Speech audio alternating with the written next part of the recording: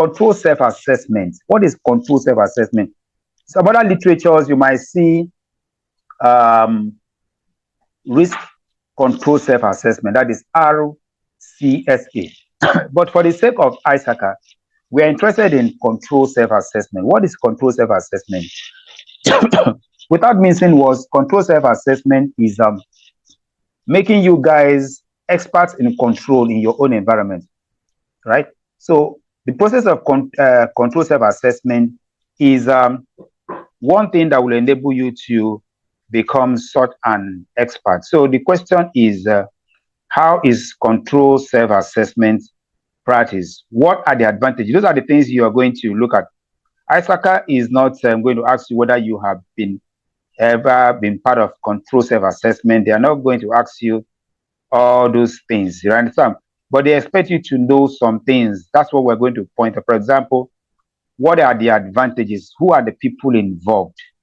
You understand? Those are the things I am going to try as much as possible to point out to you. Control self-assessment is a topic before us. So let's see how it is organized and what happens in span. So there isn't much to control self-assessment, and other than the fact that control self-assessment is a management technique, right, that assures all stakeholders in an organization, including customers and other parties.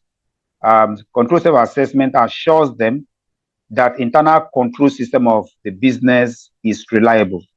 I repeat, what CSA does is to assure all stakeholders in an organization, but not just internal stakeholders, also your customers and other parties, your regulatory bodies, etc.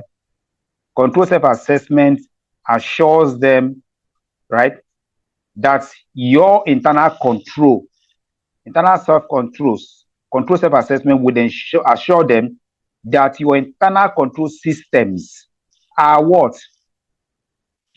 Are reliable, right?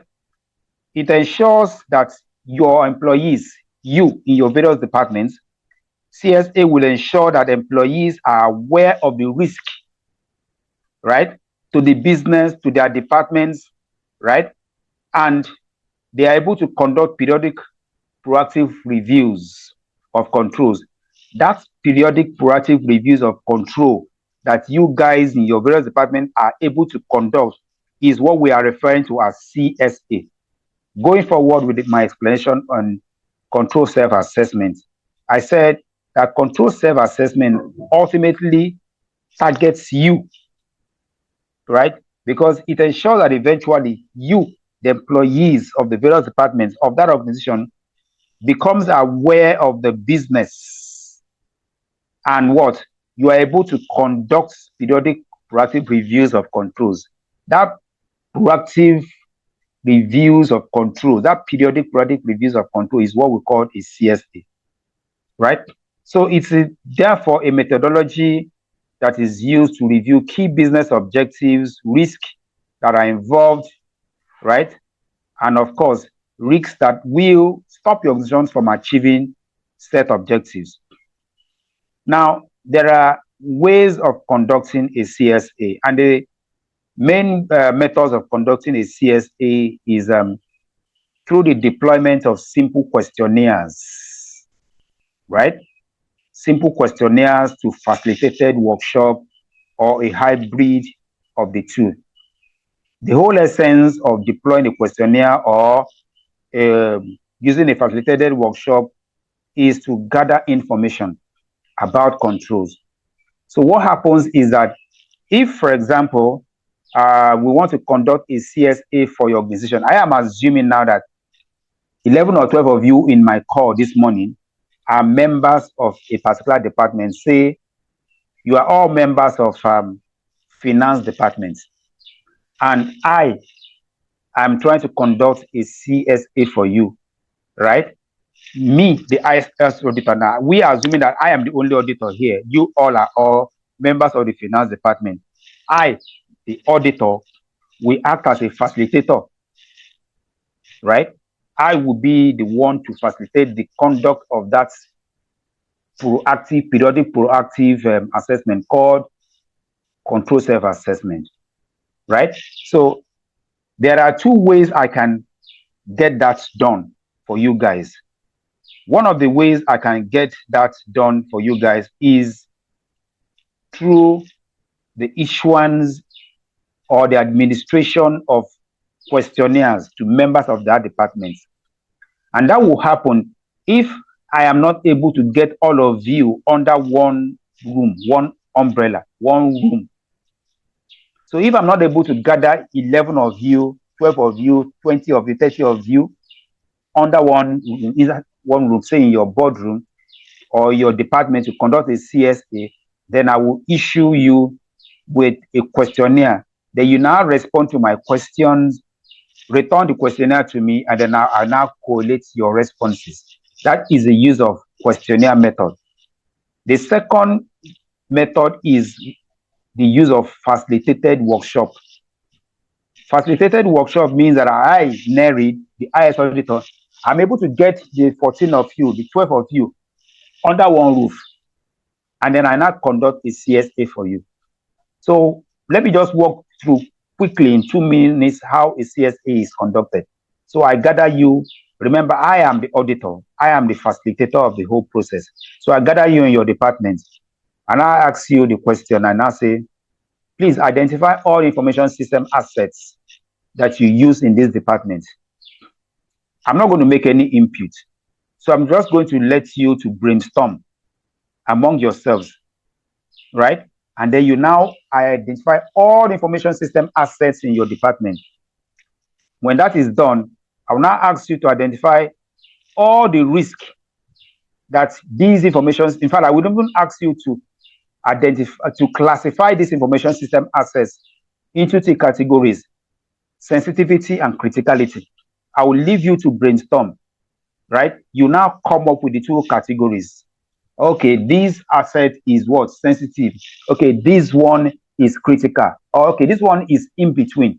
That is going to be your responsibility. When you are done, I will now ask you to go ahead and now identify all the risks that your information system assets are vulnerable to. Then I'll also let you to brainstorm among yourselves, right?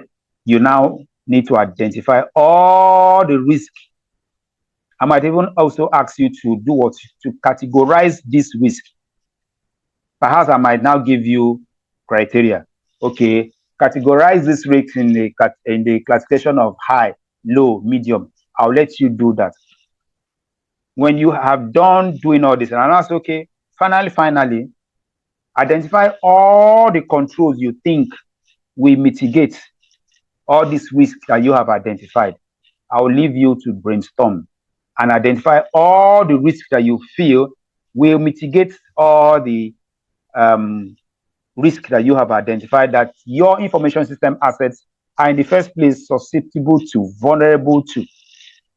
You also would be at liberty to identify all the threat agents, all the threats that you feel can easily exploit the vulnerabilities that are associated with these information system assets.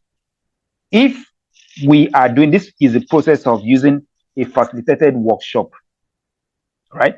Now, if it happens that it is not possible to gather everybody under one roof, I can gather out of 12 of you, I can only gather 8 of you under one room. The other 4, they are somewhere, maybe on vacation at the Barbados. You understand?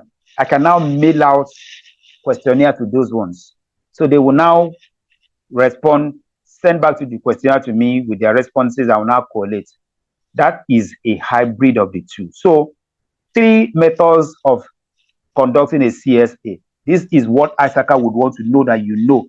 You also want to know that 3V has taught you. Neri has mentioned it. 1, use of questionnaire. 2, facilitated workshop, and a hybrid of the 2, which is what happens when you cannot get everybody under one roof. You bring a little of this and you bring a little of this, right? So you also might wonder, ISACA wants you to know what are the objectives of a CSA. Remember, I have described to you what happens during a CSA. But what is the objective? One, to leverage the internal audit function by shifting monitoring responsibility to functional areas. See, at the end of the day, you are the ones that are telling us, the facilitator, what your information system assets are, what the risks are, what the controls are. We have shifted control monitoring responsibilities to you guys in your various departments. That is what CSA aims to achieve as objective one. Now, but take note that CSA objectively does not intend to replace audit responsibilities, but to enhance it. So that we have conducted a CSA last 3 months doesn't mean that when you hear that IS auditors are coming, say, but we conducted a CSA. No, CSA does not replace audit function, right? And then clients such as the managers in the various departments now becomes responsible for control in their environment. So the head of department of that finance department, right? If the head of department is Helen now assumes responsibility for control in that finance department, right? And so Helen also should be responsible for monitoring those controls, right? So CSA therefore aims at educating management about control designs and then monitoring, particularly concentrating on high risk areas, all right? So those are the objectives. Then what are the benefits of CSA? Because ISACA wants you to know. They want to know that you know. Benefits of CSA includes the fact that it leads to early detection of risk. How do I mean? Early detection of risk. You guys now in that department, that finance department, hypothetically, already know what the risks are. You already know what your information systems assets are and what the risk that they are susceptible or vulnerable to are, right? So when an outsider now comes, right? An outsider is now trying to expose your information system assets to risk. Will you guys close your mouth? No, you screen. No, I beg you, we don't do like that for here. We need to do like that. Or somebody now comes from outside and wants to insert a flash drive that is that has not been quarantined, a flash drive that you don't know where it's coming from into your machine, and you know what the risks are. Will you keep quiet? No, you will scream. No. Please, we don't do that in this department. So CSA leads to early detection of risk, right? It leads to more efficient and improved internal controls. It increases employee awareness of organizations' objectives and knowledge of risk and internal controls. CSA also the benefits also includes its increased communication between the various departments and top management. It leads to improved audit rating process. It leads to reduction in control costs because control only comes in place when risk has taken place. But if you're able to prevent the risk, then you would have saved a lot of money or cost on control, right? Assurance is provided to stakeholders and customers that your internal control in that department of finance is top-notch. And the necessary assurance provided to stakeholders and internal people that everything is okay in that department. But then for every pro, there is a con. What therefore are the disadvantages of CSA, right? Unfortunately, CSA could be mistaken for an audit function replacement. Like I said earlier on, that is a no. CSA does not replace audit function, right? Another disadvantage is that it is regarded as an additional workload, right? Because additional report also has to be made or issued to management. Yes, right? Because you see, all that I have discussed on that facilitated workshop does not take place in one day, right? So if CSA is going to take place, you in that department might spare the facilitator at least 3 hours every day, maybe 3 or 4 days. So it means for those 3 hours, you need to shut your system to your normal routine work, right? So another disadvantage is that failure on the part of top management to act on the report the report issued in the previous CSA might damage the employee morale. So what that happens is that if, for example, you conducted a CSA last 9 months and then you issue the report of your findings to top management, and the top management in the last 9 months has not acted on your report, when an IS auditor comes this time around, we're organizing a CSA for this department, everybody will tune off and say, no, the one we conducted last time, what happened? Have they acted on our recommendation and reports? So failure to act on improvement suggestions as a result of the CSA normally will lead to damage employee morale. Another disadvantage of CSA is lack of motivation, right? Lack of motivation, therefore, may limit effectiveness in the detection of weak control. So when members of a particular department, are not motivated to carry out a CSA, it will definitely lead to weak detection of controls. But I have been using departments as examples. Let me also point out that a particular organization can also carry out an organization-wide CSA program. It is still possible, right? So I know that while I've been talking, you guys have also been looking at my slides, and then I have covered everything on this slide and more. All right.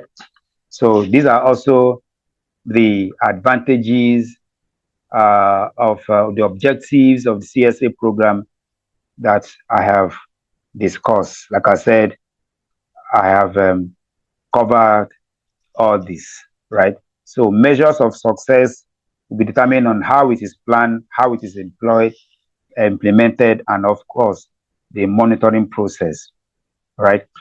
Now, like I've also mentioned, the auditor during a CSA is the facilitator.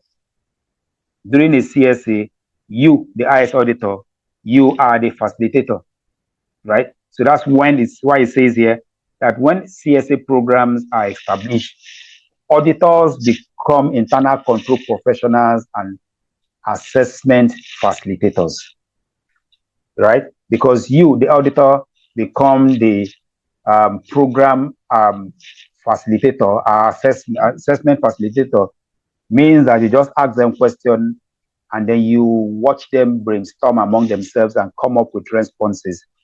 You're not going to remind them that a flash drive is an information system asset. No. Let them remember, let them come up with the idea that a flash drive, as pedestrian as it is an information systems asset.